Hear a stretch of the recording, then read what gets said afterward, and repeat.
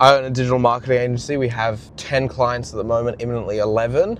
We have scaled very quickly within about the first 6 weeks. We had 0 clients 6 weeks ago. We have had a lot of sales calls, but not all of them go to plan. So even though we did scale quite quickly, not everything is sunshine and rainbows. So a few weeks ago, I was in contact just on a cold call, right? I called up a business, did the pitch as per normal. He was quite interested in it. He appreciated the approach. We weren't pushy, we weren't anything. He could tell that we were young on the other side of the phone. He said, look, great, let's book a meeting in and try set something up. He wanted to move quickly, and I was very happy with that. He's a young guy in business as well, so he moved very quickly. I thought it was very refreshing from the people that we usually deal with. So I called him, say, at about 12 o'clock. He was then on the first discovery call at about 2 p.m. And 2 days later, we were on a sales call after building out his custom proposal and everything like that, and walking through that with him on that call. So everything was going swimmingly. He was seriously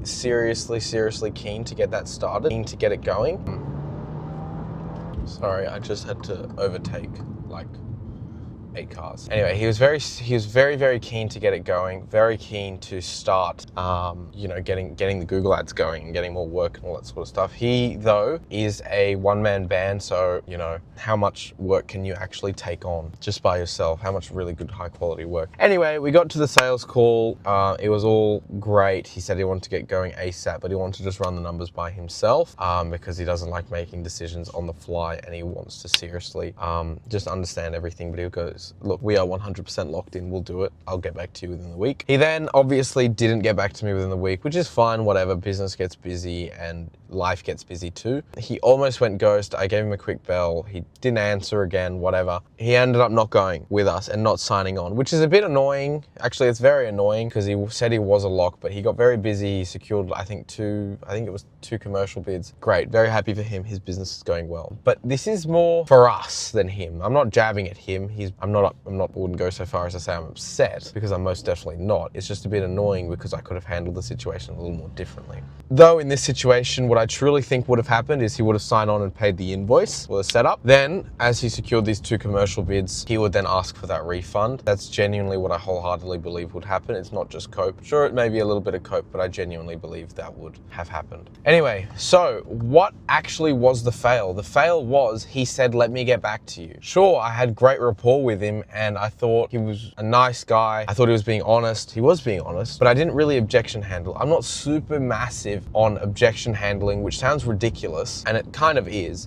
But the way our sales process is set up, it's really incredible. And I'm not tooting our own horn, but it's actually really good. And the changes that we've seen in conversion rates from, sales calls to clients and them signing on to us is massive. So we don't really have to do too many objections. And if they are objections, you could near enough say they're really just questions that haven't been answered yet. So then ask a few questions again when you see them umming and ahhing, and answer them. And then that could possibly be perceived as an objection handle, because they then sign on because you've answered their query. Most people's objections aren't really objections because of your offer or your product or your service. It is mostly because of just don't have enough information. And that may not be a fault of yours. They may just have different questions, and it's just one thing you've neglected to mention. It may not be a fault of your sales process or anything you have done. So this guy, all questions answered. He was an absolute lock, right? He goes, send me the proposal. I just want to look over it again, and you can send me the invoice as well. And I did exactly that. He went ghost. We didn't talk for a few days, a week. He didn't answer my calls, and it was Easter, and it was a busy period for him and whatever, and he was spending time with family and this, that, and the other. Anyway, we finally got in contact. He goes, sorry mate, sorry for ghosting you, but right now it's just a super busy period, and unfortunately we're gonna have to put it on hold. And I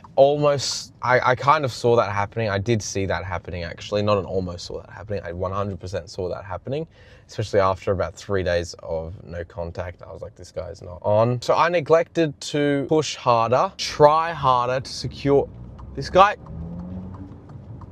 People are ridiculous. He's indicating to turn left, and then he doesn't turn left. He still has his indicator on.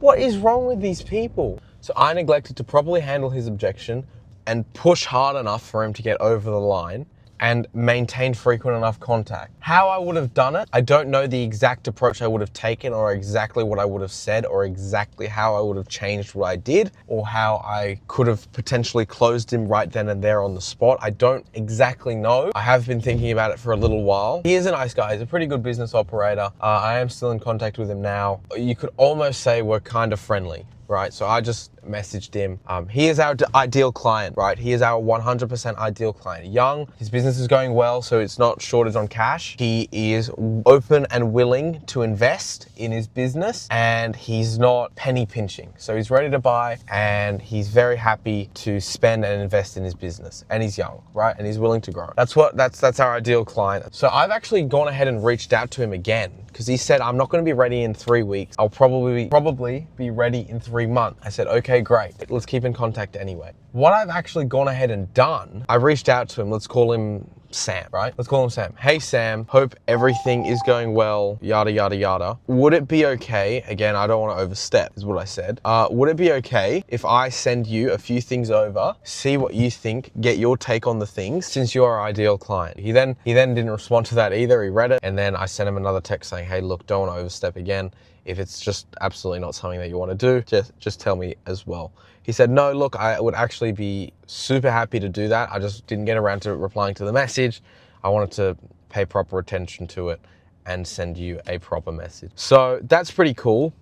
We have a whole bunch of stuff to send over to him, and he'll obviously look at it whenever he can, right? So it's not like all pressing matters or anything like that. But what the actual fail was, I don't mean to ramble and I don't mean to go and dwell on what it was, but the fail was I didn't handle the objection and I didn't push for the close. Could it have been because I didn't provide enough information? Maybe. He said it was pretty comprehensive. We ran him through results. We ran him through the process. We ran him through exactly what we do for him, the exact like some pretty conservative results he could expect in probably 3 or 4 months. And I don't know, it just didn't seem to click and it didn't go ahead. But we are on good terms. He says he wants to go through with it in about 3 or 4 months. I'm not holding out for that at all. I need to maintain contact with him, send over some stuff to his emails, and actually get genuine feedback on what we're doing. Is it good? Is it bad? What should we change? How should we change it? Because having someone like that on your side, per se, ridiculously valuable in terms of how lucky am I that I have someone who's not a client, but is our ideal avatar, but will be our client soon. How lucky am I that I am able to send them stuff for our business that we would then send to other people in their exact niche, and hopefully people exactly like them if we get our targeting correctly. How lucky am I in that I have a potential client who I'm friendly enough with that I can now send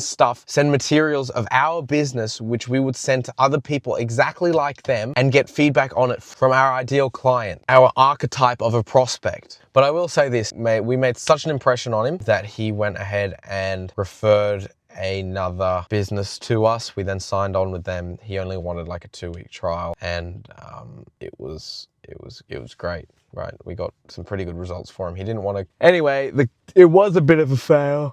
I'm not trying to spiral, and I don't want to spit stuff out just because or just for the sake of. It was a fail. Handle your objections properly and manage everything in your sales process properly, and don't let the conversation die down.